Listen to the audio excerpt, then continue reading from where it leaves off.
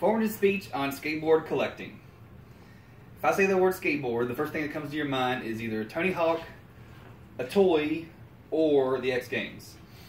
Some people associate skateboarding with degenerates or low-class people, but I can tell you that that's completely false, and I have some of the best friends in the world from skateboard collecting. Okay, today I'm going to talk about how skateboarding started out in the early 60s and 70s with hardly any graphics at all, and then in the late 70s to 80s they turned into this.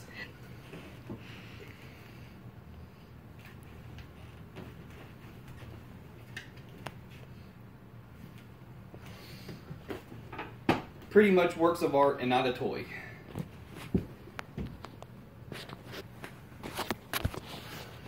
When we were young, we used skateboards for what they were intended to be, and it's used and thrashed and completely destroyed. Now people are collecting them and they're worth hundreds of dollars, if not thousands.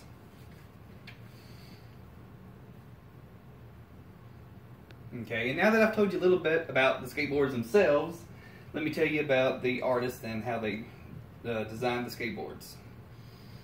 There are many artists like Jim Phillips, Vernon Court Johnson, Mark McKee, and Sean Cliver, who actually created many of these graphics that you see behind me.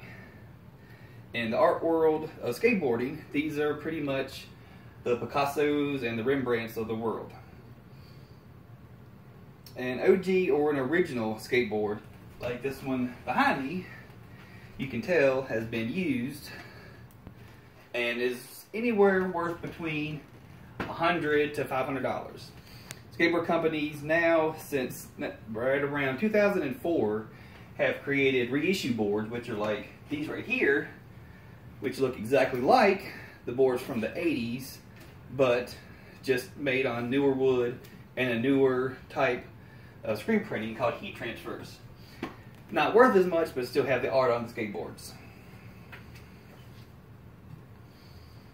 And there isn't really technically like a buyer's guide for skateboards, but there is a website called theartofskateboarding.com that actually showcases where people have bought and sold different skateboards for different prices.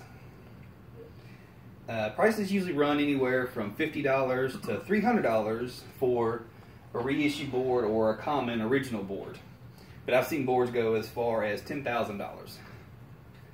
I myself have been collecting off and on for about 16 years now, and the most I've ever paid for a board was $400, and I ended up selling that board for around $2,000.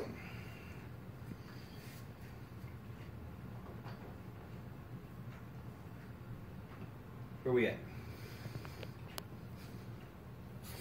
Okay, sorry about that.